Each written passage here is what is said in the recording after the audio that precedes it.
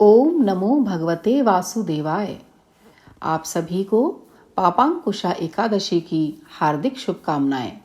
दोस्तों, स्वागत है आपका मेरे चैनल भक्ति अनंत में। आज मैं आपको पापांकुशा एकादशी की व्रत कथा सुनाने जा रही हूँ। अर्जुन कहने लगे कि हे जगदीश्वर, मैंने अश्विन कृष्ण एकादशी अर्थात इंदिरा एकादशी का सविस्तार वर्णन सुना। अब आप कृपा करके मुझे आश्विन क्वार माह के शुक्ल पक्ष की एकादशी के विषय में भी बताइए। इस एकादशी का क्या नाम है तथा इसके व्रत का क्या विधान है? इसका व्रत करने से किस फल की प्राप्ति होती है? कृपया यह सब विधान पूर्वक कहिए। तब भगवान श्री कृष्ण ने कहा कि हे कुंती नंदन, आश्विन माह के शुक्ल पक्ष की एकादशी का नाम पापांकुशा एकादशी है। इसका व्रत करने से सभी पाप नष्ट हो जाते हैं तथा व्रत करने वाला अक्षय पुण्य का भागी होता है। आश्विन शुक्ल एकादशी के दिन इच्छित फल की प्राप्ति के लिए भगवान विष्णु का पूजन करना चाहिए।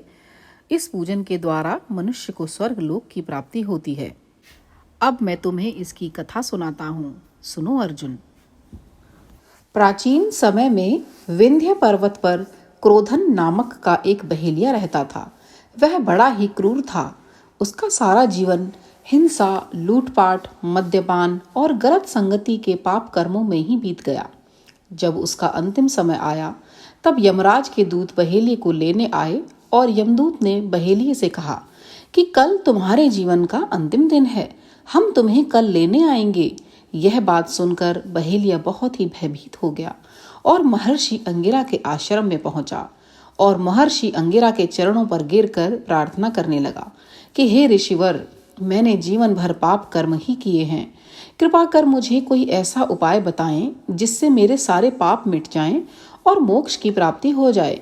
उसके निवेदन पर महर्षि अंगिरा ने उसे आश्विन शुक्ल की पापांकुशा एकादशी का विधि पूर्वक व्रत करने को कहा।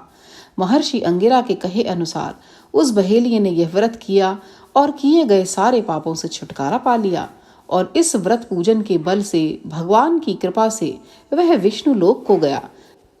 जब यमराज के यमदूत ने इस चमत्कार को देखा तो वह बहेलिये को बिना लिए ही यमलोक वापस लौट गए। तो हे अर्जुन, पापांकुशा एकादशी का व्रत करने से सभी पाप नष्ट हो जाते हैं तथा व्रत करने वाला अक्षय पुण्य का भागी होता है। मनुष्य को पापों से बचने का दृढ़ संकल्प करना चाहिए। भगवान विष्णु का ध्यान स्मरण किसी भी रूप में सुखदायक और पाप नाशक है, परंतु पापांकुशा एकादशी के दिन प्रभु का स्मरण कीर्तन सभी क्लेशों व पापों का शमन कर देता है। बोलो श्री एकादशी माता की जय। बोलो श्री हरि विष्णु जी की जय।